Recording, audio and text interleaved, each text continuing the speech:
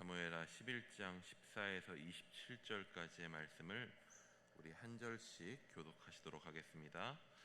아침이 되매 다윗이 편지를 써서 우리아의 손에 들려 요압에게 보내니 이제 써서 이르기를 너희가 우리아를 맹렬한 싸움 앞에 두고 너희는 뒤로 물러가서 그로 맞아 죽게 하라 하였더라. 요압이 그 성을 살펴 용사들이 있는 것을 아는 그곳에 우리아를 두니 성 사람들이 나와서 요압과 더불어 싸울 때에 다윗의 부하 중 몇 사람이 엎드러지고 햇사람 우리아도 죽으니라.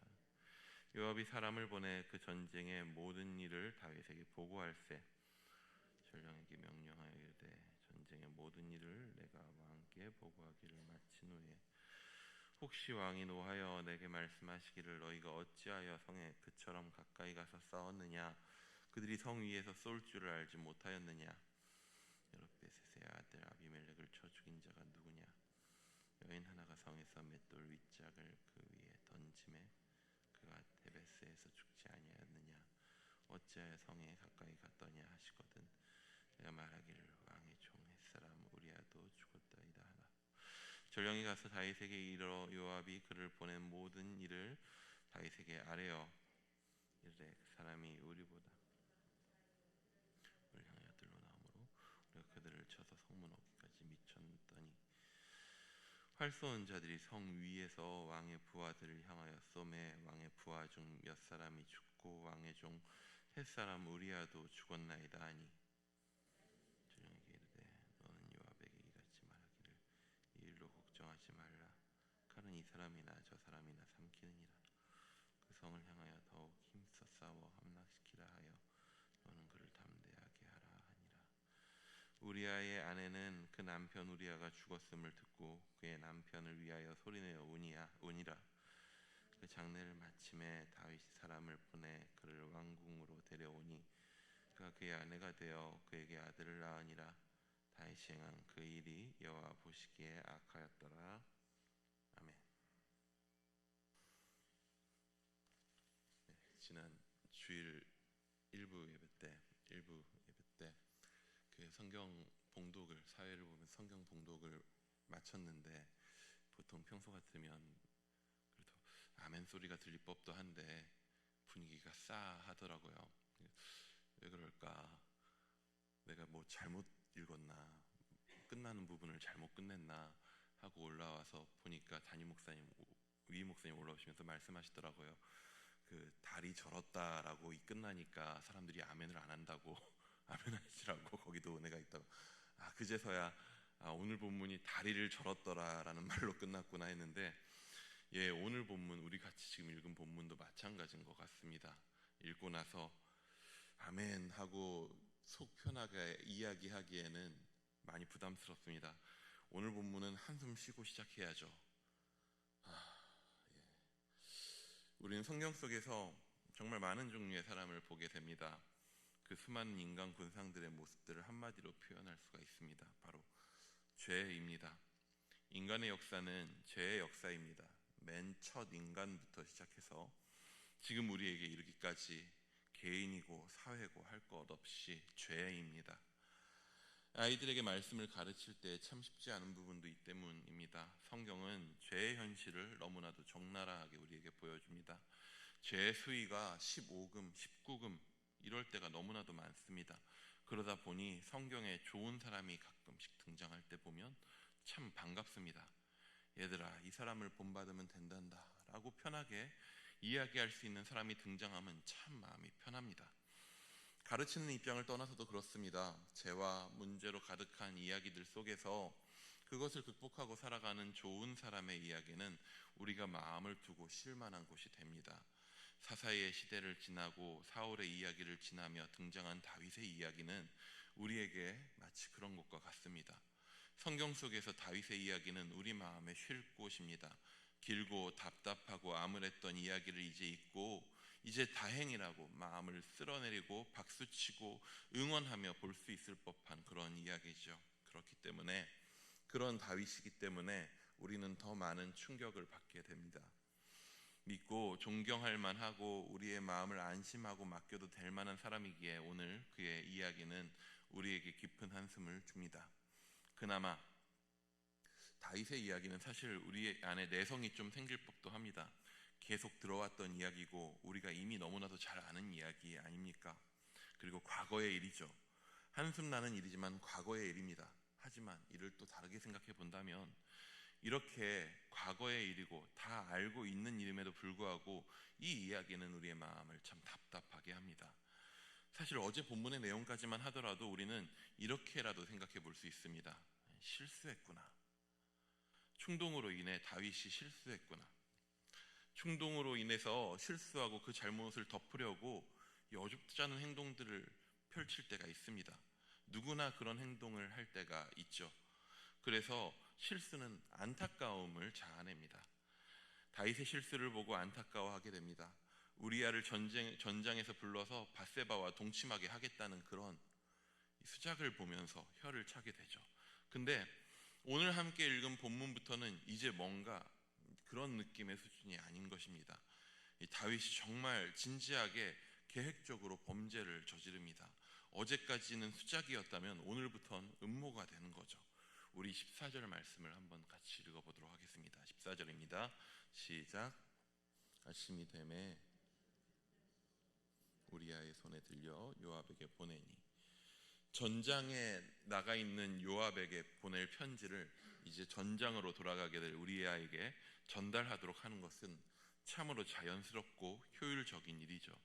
누구도 거기에 음모가 있을 것이다 생각할 수 없습니다. 하지만 그 자연스러운 전달의 과정은 너무나도 잔인하고 충격적인 사실들로 가득합니다. 당장 편지의 내용이 무엇입니까? 이 한나라의 가장 강한 권력을 가진 왕이 전장 안에서 가장 큰 영향력을 가진 사령관에게 충성스러운 장수 한 명을 함정에 빠뜨려 달라는 내용입니다. 그 충성스러운 장수 한 명은 너무나도 충직했기에 자신을 함정에 빠뜨리라는 편지를 자기 손으로 직접 전달하면서도 아무런 의심조차 하지 않았습니다. 자기를 함정에 빠뜨리고 죽이려는 계획이 담긴 편지를 자신을 죽이려는 자 2명 사이에서 전달한 것입니다. 사실 요압이란 사람은 원래 그런 사람이었습니다. 힘을 갖기 원했고 그 힘으로 누군가를 조정할 수 있는 자리에 오르기 원하는 그런 사람이었습니다. 자신이 원하는 일을 위해서라면 왕을 무시하고서라도 복수를 해야 하는 그런 사람이었습니다. 그런 요압 때문에 다윗도 괴로워했었습니다. 그런데 오늘 다윗이 그 요압과 손을 잡습니다. 자신의 죄를 숨기기 위해서 악한 자와 손을 잡습니다. 그리고 다윗과 요압의 악한 연합은 그 계획을 성공시켜 버리죠. 충성스러웠던 우리아는 전장 가장 깊은 곳, 적의 용사들이 있는 곳에 배치되어서 싸웠고 당연히 죽음을 당하게 됩니다. 이 죽음을 대하는 다윗의 모습은 우리에게 더 큰 충격을 주게 됩니다. 우리 25절도 한번 같이 읽어보겠습니다. 25절입니다. 시작. 다윗이 전령에게 이르되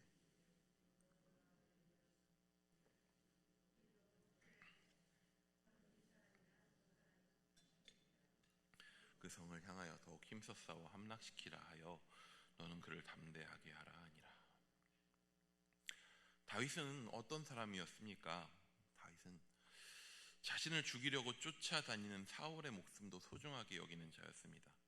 근데 지금 다윗은 자신에게 충성을 다하는 부하를 자신의 계략으로 죽게 하는 사람이 되었습니다. 그리고 그 죽음을 대하는 다윗의 말에 죄책감이 느껴지지를 않습니다.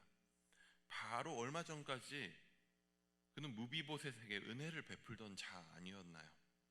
단 몇 페이지 넘어갔는데 그 사이에 너무나도 달라져 버린 이 공기에 우리가 적응하기가 힘듭니다. 마음이 무겁습니다. 그래서 우리는 이런 일을 만날 때, 이런 본문을 대할 때 이제 하게 되는 일이 있습니다. 뭐냐 하면 이 원인을 찾는 것입니다. 우리는 어떤 어려움의 상황을 만났을 때에 이 왜라는 질문을 하게 됩니다. 사실 왜를 몰라서 어렵기도 한 거죠.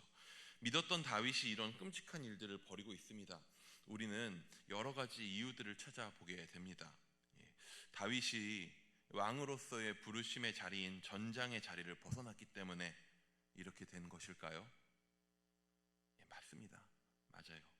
우리는 거기서 불길함을 느꼈죠. 혹은 그보다도 전에 이미 많은 부인을 두고 있었던 다윗의 모습에서 불안함을 느끼기도 했습니다. 복이라고 여겨졌던 많은 아들들이 과연 복이었나 하고 돌아보게 됩니다. 하지만 어떠한 이유에도 이런 끔찍한 행동들로 드러난 다윗의 죄는 너무나도 갑작스럽습니다. 어떠한 이유가 있더라도 어떻게 한 번에 이렇게 될 수가 있을까요? 그래서 더더욱 우리는 왜를 묻게 됩니다. 그래야 그나마 다윗의 잘못을 제대로 비난이라도 할 수 있고요, 혹은 반대로 다윗을 이해라도 해볼 수 있습니다. 그리고 더 나아가서는요, 왜를 내가 따져 묻고 알아야 내가 이 이야기에서 비껴설 수가 있습니다. 내가 다윗과 같은 범죄를 저지르지는 않고 있음을 확인할 수 있게 됩니다. 그리고 어떻게 이러한 범죄에 빠지지 않을 수 있을지를 생각해보고 대책을 세우는 자의 자리에 서게 됩니다.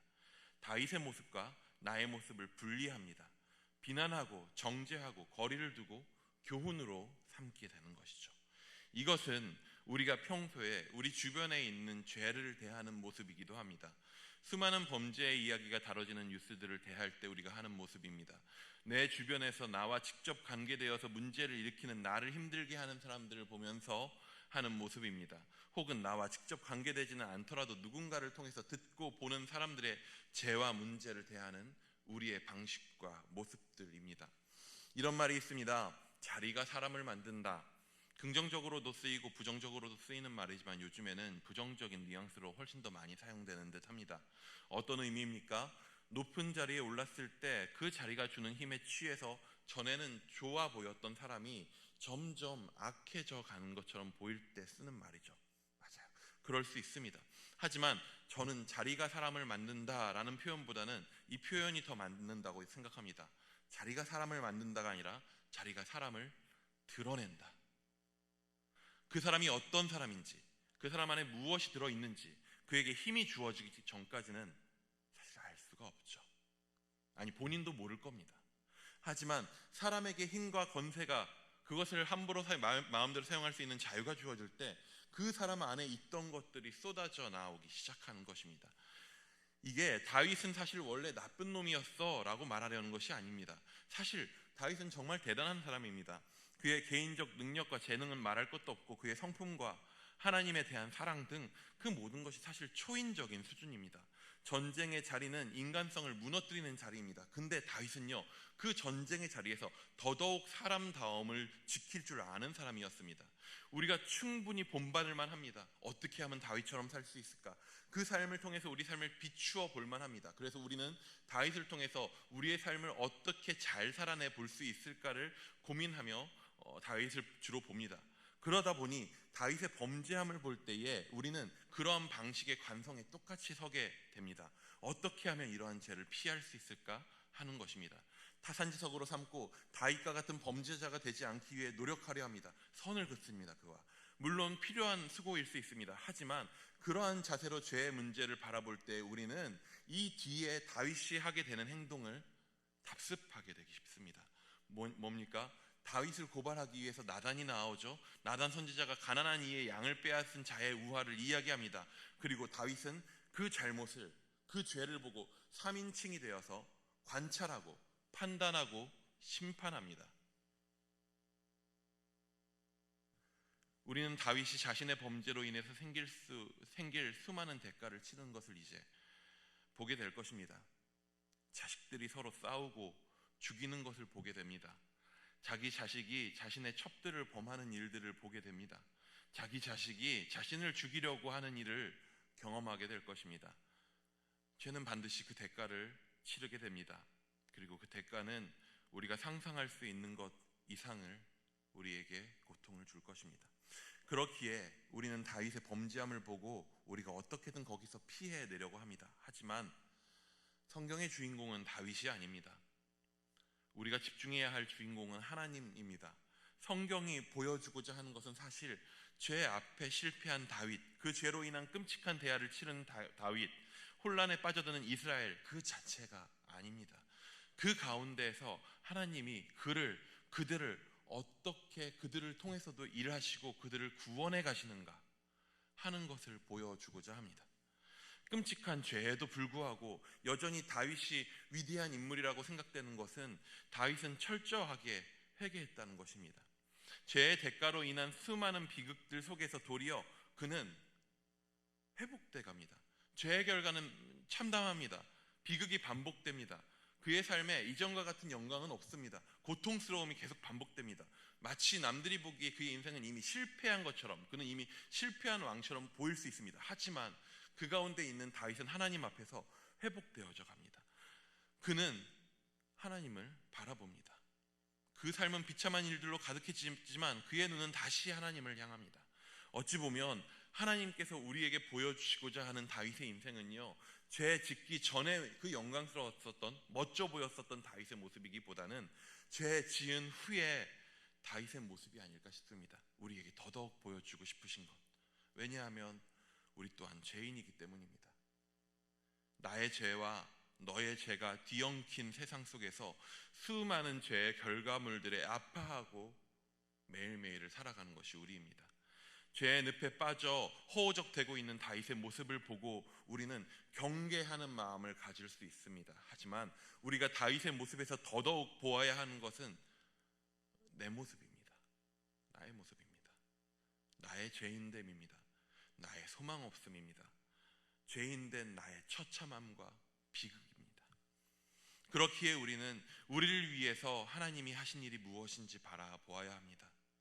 예수 그리스도만이 우리의 소망이십니다. 다윗은 자신에게 닥쳐온 죄의 결과들과 비극들 속에서 하나님 바라보기를 멈추지 않습니다. 우리의 실패와 모든 문제들 속에서 우리가 예수 바라보기를 멈추지 않기 원합니다. 나는 좌절될 수밖에 없는, 나의 인생은 죄로 가득한 세상 가운데서 고통스러울 수밖에 없는 인생일지라도, 그래서 내가 아무것도 그것들을 해결해낼 수 없기에 내 인생은 이미 망한 것 같기도 할 때도 있고 아무 소망 없는 것처럼 느껴질 때도 있지만, 그럼에도 불구하고 우리가 바라보아야 할 소망은 내가 아니라 예수 그리스도이시다라고 하는 것을 우리가 잊지 않고 주를 바라보는 성도님들 되시기를 축원합니다. 기도하겠습니다. 주님, 주 앞에 우리의 죄인됨, 우리의 비참함을 우리가 기억하게 하여 주옵소서. 우리가 이전에 세상 풍조에 휩쓸려 그냥 세상이 이끄는 대로 사단의 권세 앞에 종되어 그렇게 흔들렸었던 인생임을 주여 기억합니다. 아니, 지금도 세상 가운데에서 그 결과들로, 죄로 가득한 세상의 그 결과물들로 오물들 가운데 허우적거리면서 그렇게 힘겹게 살아가는 우리임을 주여 고백합니다. 우리에게 힘이 없음을 고백합니다. 우리에게 능력이 없어서 주를 알매도 불구하고, 주를 바란다 함에도 불구하고 우리가 세상의 죄 가운데서 자유롭지 못하고 넘어집니다. 쓰러집니다. 주여, 그러한 가운데에서 우리의 마음이 더 낙심되나 우리가 지금 이 시간 다윗의 모습을 봅니다. 그리고 다윗의 모습을 통하여서 우리의 모습을 또한 봅니다. 그리고 또한 그 죄악 가운데서도 하나님 앞에 나아감을 놓치지 않았던 다윗도 바라봅니다. 우리 가운데 아픔이 있고 고통이 있고 내가 나의 죄로 인하여서 고통스러워서 아무것도 변명조차 할 수 없는 그런 상황일지라도, 모두가 비난하고 모두에게 손가락질을 받는 그런 상황일지라도, 그럼에도 불구하고 우리는 주 바라보기를 놓치지 않게 하여 주옵소서. 나를 새롭게 하시고 나를 건지시고 나를 만지시고 세상을 새롭게 회복하시는 분은 우리 주님뿐임을 우리가 잊지 않게 하여 주옵소서. 살아계신 예수님의 이름으로 기도드립니다.